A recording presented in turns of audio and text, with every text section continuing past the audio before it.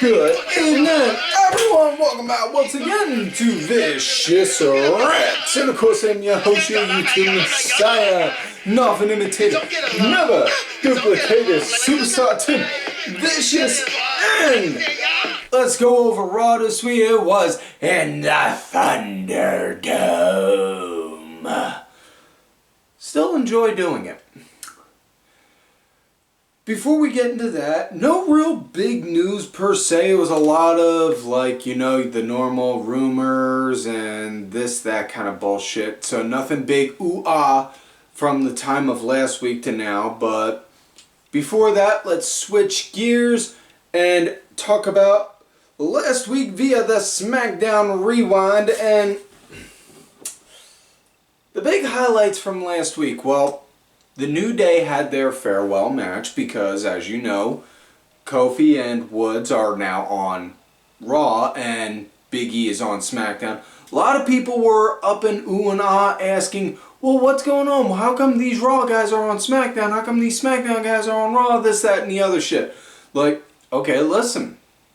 The draft did take effect. Now, this is just me, my personal way of on how I saw it. There's nothing written in stone. This isn't saying like WWE did this or me towing the line or kissing ass or whatever. Just my perspective. The draft went into effect, correct? The draft happened. This guy got traded to this show, this guy got traded to that show. However, it did not go into effect yet. Hence why they were able to do those last minute matches with it, you know. So that big highlights from last week. Other than the New Day, Lars Sullivan had his first return match, and yeah, you know. And I will say this. My one buddy out there, he put it out there on the Twitter, and I fully agreed with him on it. You know, take away all the bullshit that Lars Sullivan, that happened with him. You know, the inappropriate comments, all that shit. Take all of that, take all the comments, the videos, and all that happy honky-dory horse shit. Just throw it out the window for 5 minutes. And compare his physical look, just the physical look of him from before he had that meltdown and knee injury compared to now. And I gotta tell you, just based on physical appearance, he looked more intimidating and more monster-esque before, when he was, you know, more so big and brutish and buffed out like that, instead of like looking a little leaner and more chiseled. And you know, he just had the sides right here for the beard and went down real long. His face right here was all clean, and now he's just got like a regular full beard, and it's just, he don't look like a monster or a freak or nothing. He looks like any other dude that you see in the gym that can like deadlift 250. Like, Other than that, other big highlights that did happen. Braun Strowman had a match against Roman Reigns for the Universal title. Roman won, as well as thousands of fangirls' ovaries all exploded all at once because Roman was shirtless once again. And then after that, he started beating the shit out of Braun with a chair, cracking him, hitting him non-stop, yelling at Jay, you see, I'm doing this for you, so I'm doing this for you. And then eventually, Jay, he has enough. He gets in there, he's like, whoa, stop, man. And then them two have a little bit of a tussle, and then Jay gets the chair and starts cracking it on the Roman. You're doing this because you love me? You're doing this because you love me? I'm doing this because I love you, man. Wham! And beating the hell out of him. I am really digging the build-up for this I Quit match. More to the point, I'm actually excited for this concept because You know, it's an I Quit match in the Hell in a Cell. Now, Hell in a Cell in and of itself is always a no DQ, but now instead of just pinfall or submission, now you got that stipulation, and it's and I like the idea of an I Quit match. You have to beat your opponent senseless to the point to where they have to utter those two words that saying they can't do this fight anymore. Really good. So with that said, yeah. Let's get into this week's Raw now. It starts off, oh dear God in heaven. Starts off with Little Miss Bliss looking all twisted up and such. Oh good Lord in heaven. Whew. Trust me, I needed heart pills for tonight, definitely, and I'll get into that, but she's in there. Welcome everyone to Monday Night Raw.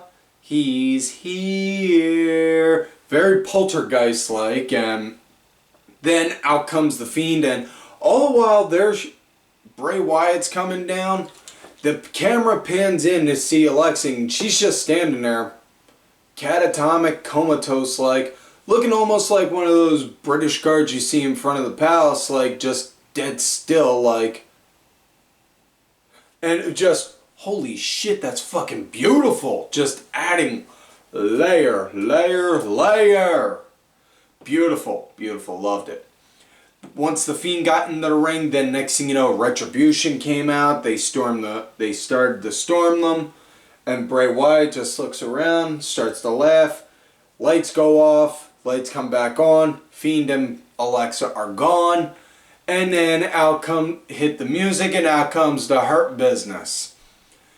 And MVP, Shelton, Cedric, and Lashley all looking to go and chew some bubblegum and kick some ass, and they are all out of bubblegum. So that leads us to our first match of the night, Hurt Business against Retribution. And now, this was, let's see if I get their names right.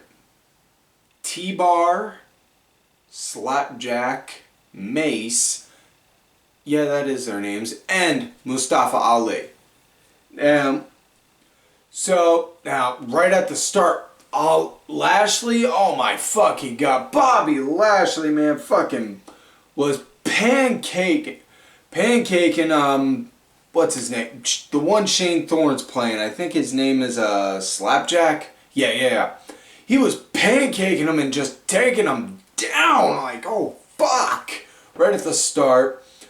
And next thing you know, yeah, it was Slapjack, and then Cedric got in. Cedric started being the punching bag, and then this was good because, you know, both teams had a chance to go and show, hey, look, we got somebody that can be put on the ass end of an ass kicking.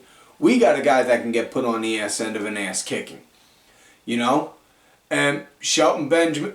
Now, Cedric was the punching bag going into the break. After the break, Shelton Benjamin was in the ring working with Dio Madden, who's Mace. And yeah, just solid good action. You know, it started going all hot. Lashley wound up getting in there, started cleaning up house. And oh, damn. Match came to an end when Lashley, he put in the full Nelson on Dominik Dijakovic. His name is T-Bar. And then after that, they backed off. They were standing up at the entryway. The lights went off. You heard the Fiend's music. Then he came in, and then the Fiend cleaned house. And he attacked everyone from Retribution, and he took them all down. Now, a lot of people were saying, oh, well, they just buried them. Oh, they're worthless at this point. Guys, shut the fuck up. God forbid. The bad guys have to take a loss. It's not like a bad guy can't get their heat back from a loss, right? I mean, for crying out loud. Perfect example on how a heel was able to get heat going into something after something else happened. William Regal, very first person to join the Vince McMahon Kiss My Ass Club. And Regal straight up said to Vince point blank, no, I'll straight up do it. I'll do it. I have a feud coming up with Edge. That'll give me heat.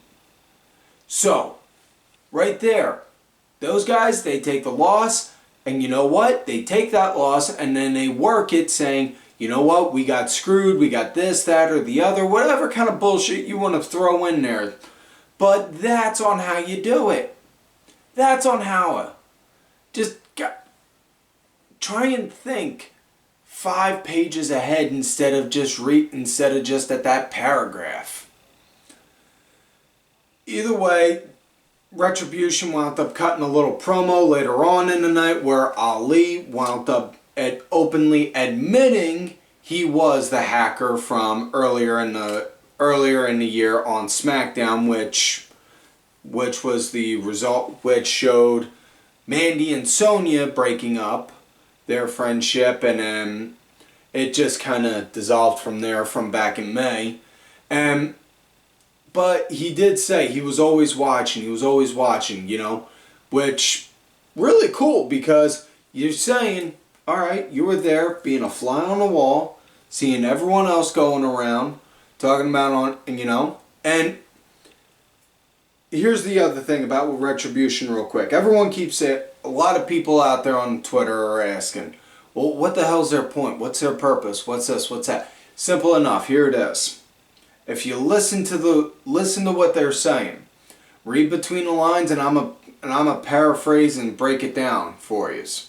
What they're basically saying is they were lured into the company with promises of high hopes, big, get a big slice of the pie, moving on up to the east side, all that, the deluxe apartments in the sky, that kind of shit. And then getting absolutely nothing. And sitting and waiting and waiting and waiting and getting told creative has nothing for them, all the while other people are getting promised the same thing and moving on up. So, that's it. And Ali basically said he is the same thing because he sat there and watched as this company did not know on how to market or bill a man whose name is Mustafa Ali, and he was fed up over it. Perfect. Now with that said, now let's get to the next match. AJ Styles going against Matt Riddle. This is Matt Riddle's Monday Night Raw debut. Now, Styles, he came out with the big bouncer dude that was for the Raw Underground, Jordan Oglo something or other, but either way, a lot of people were shitting on it right away, like, oh, Styles doesn't need a heavy, this, that, and the other. Hold on, Slapnuts. Let me ask y'all this. Did anyone have a problem with Styles coming out with Luke Gallows when he was coming out with him? Because he was a big heavy for him, too. I'm just saying. Either way, the big dude's in there in the ring with AJ, and the bell rings. The big dude refuses to move. The ref is like, hey, listen, you got to get him out of here. You got to, listen, I'm going to count to 5. If he ain't out of here, I'm going to throw this match out. 1, 2, 3, and then he grabs the ref's hand and just gives him that 1,000-yard death stare, and he's like, listen, I'm just an official. I'm doing my job. I'm asking you now, please, step out of the ring so that way these guys can have their match. And then he climbs out. Now, as far as the match goes, Riddle, he was leading right into the break, which is, alright, it was good to see, because it was giving him a chance to showcase what he can do, especially with somebody with the likes of AJ Styles. And then, Styles was picking up the pace and was leading after the break on how the match, it was a decent enough match. It was good, Now on how the match came to an end, Riddle was building a comeback. He was on the outside, and then next thing you know, he turned around, saw the dude, and was like, whoa, and then crawled back in. That was enough time to get distracted, where Styles, Boom, kick to the gut, hoisted him up. Styles Clash, 1, 2, 3, that was it. And yeah, next up we got women's action. Lana going against my future third ex-wife, Asuka. And, well, this was obvious on how this match was going to go. I mean, seriously, did anyone really think Lana was going to win this? Asuka got the win. It was a short-paced match. It wasn't a squash. It was a little longer than a squash match, but it was, for lack of a better term, a squash one. And Asuka got the win with the Asuka lock. After that, Nia Jax's music hit. Asuka's looking at down at the entry ramp like, all right, come on, come on, come on. Nia comes up from behind, bam, pops her in the back of the head, kicks her a few times, and then they proceed to, once again, Lana in the tables. It's like, yep. Like I said, it's like with South Park. Oh my God, they killed Kenny. Oh my God, they put Lana through a table. You bastards. After that, Nia and Shayana, they put out a challenge saying they're willing to take on all comers, which then leads to a fatal 4-way tag match. We got Shayna and Nia. Keep on getting myself twisted up every time I say their fucking name. God damn. Going against Mandy Rose and Dana Brooke. Whew. Going against Lacey Evans and Peyton Royce, which a little bit of a confusion because you broke the Iconics up for this. And then the Riott Squad. So, okay. Mandy, Dana, Lacey, Peyton, and Liv, Ruby, all just, oh, yeah, heart pills, definitely. And yeah, I'm now fairly certain the old man really is trying to find a way to do me in. He's trying to make my heart give out on me like, oh my God. As far as the match went, it was just straight up, it was mayhem. It was like mayhem and a big clusterfuck all before the break. After that, things were a little more calmer. Everyone got a chance to work and shine for a minute, and it was decent, and that was good. That was pretty cool to see. You know, everyone getting a minute to shine and everyone getting a chance to work. That was pretty decent. You know, also, I really dug and absolutely loved on how everyone always absolutely hated on when somebody did a blind tag on them. Because, yeah, you don't normally see that like at Fatal 4-Way tags. Like, the second somebody does a blind tag right out of nowhere, it's, seriously? I'm in the middle of this. But yeah, it was a decent enough match. It was good. Match came to an end when Nia Jax, she wound up doing the Samoa drop to Lacey Evans, and yeah. So next matchup, we got one-on-one action. Kofi Kingston going against Sheamus, which this was actually pretty decent. And they were hyping it up, saying it's the first time these two have gone one-on-one with each other on Raw in about 9 years, which, as if I didn't feel old enough as it is. Damn. Well, either way, it was a decent and good match. Sheamus was leading into the break. After the break, Sheamus, he was powering over Kofi, you know. Really dug the comeback. Really dug on how Kofi's comeback was going, you know. And it was a good match. I fucking loved it, you know. It was that big guy versus small guy, and it wasn't that overpowering kind of big guy versus small guy kind of thing. It was actually decent and it was good. I fucking liked it. Match came to an end when Kofi, he wound up hitting the Trouble in Paradise, got the 1, 2, 3, that was it. So, next matchup, we got Miz and Morrison going against Tucker and a partner of his choosing, and this came to be because Tucker confronted Miz and Morrison in the back saying, you traded, you know, you may have pulled some strings to get Mandy traded over to Raw.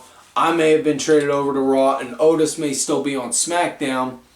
That still don't mean I ain't gonna kick the crap out of you for what you did to my brother, for what you're doing to him with this lawsuit. And I'm gonna go and get a tag partner, and then we're both gonna whoop you stupid. And then he comes and introduces one of the greatest luchadors, hands down, one of the absolute greatest luchadors in the history of lucha culture. El Gran Gordo. He goes up there with the legacy. He goes up there with such famed masked wrestlers as Juan Cena and Mr. America. Whoever those two people may have been. You know, and while for whatever reason Miz thought El Gran Gordo was Otis, obviously he couldn't. I mean, come on, even somebody with glasses was able to notice the difference. But Miz cut a real good scaling promo saying on how when he was Money in the Bank and he was world champ, he upped his game. He's been upping his game, being non-stop, working on any and every media outlet he's ever done. He can to help with the company, this, that, and the other, and wants to show that he is a true champ. Now I know some people are thinking, oh, why did they give Otis the case in the first place if this and this and this is gonna happen? You know, and then here's the thing. Otis, I could definitely see be champ. Do I see him pinning Roman? Hell no. But that's not to say maybe somebody else down the line.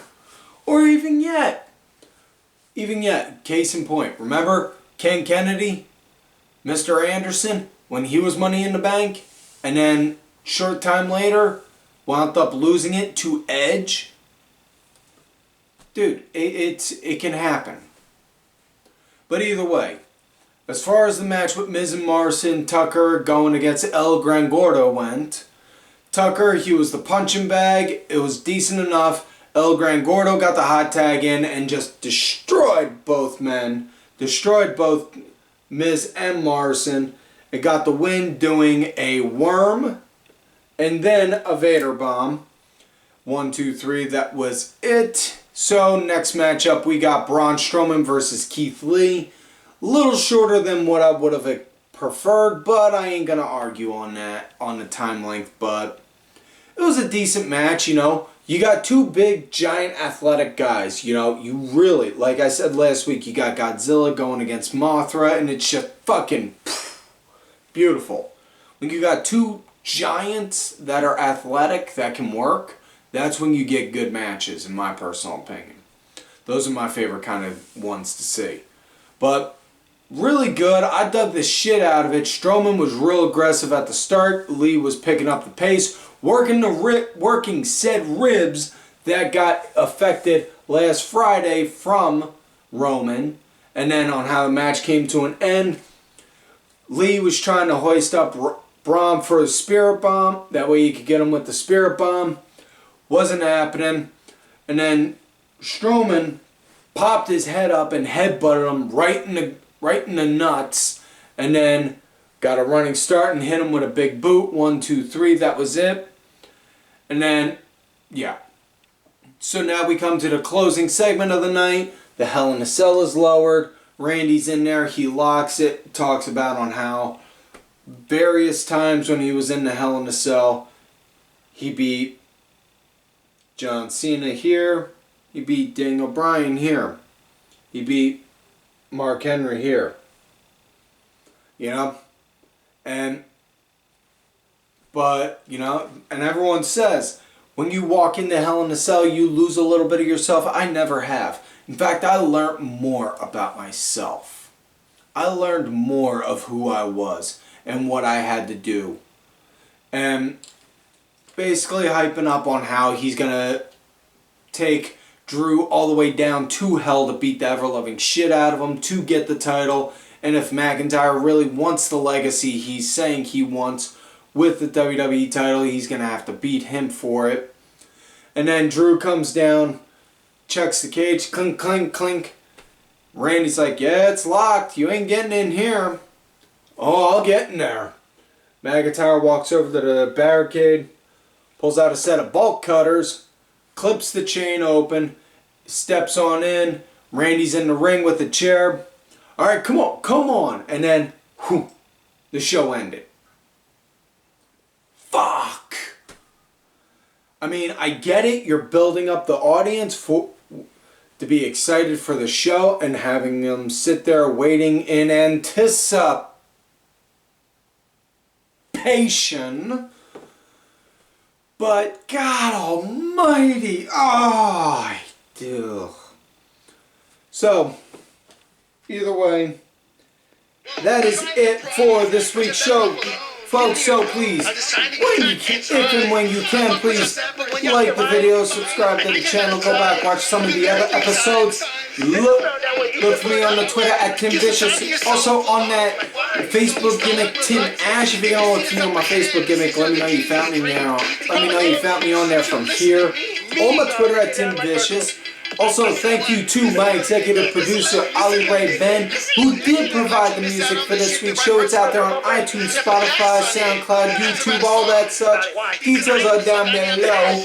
Also, you want one of these sweet Ollie Ray Ben shirts? Hit me up. I'll talk to the man for you. Show him some love and support. Also, thank you to L2 Contributor Show, LFC Lingerie Fighting Championship. For a little bit of wrestling, a little bit of MMA, and a whole lot of attractive women wearing a little bit of nothing. Also, folks, do not forget to follow these cool ass guys right here on the Twitter at Mosin, Kenny Killer, DSB_RV Diabolica RA, and Sergeant Curry Pants. Folks, like I always tell y'all, you love me great, you hate me. Fuck you. Trying to surpass what I did yesterday.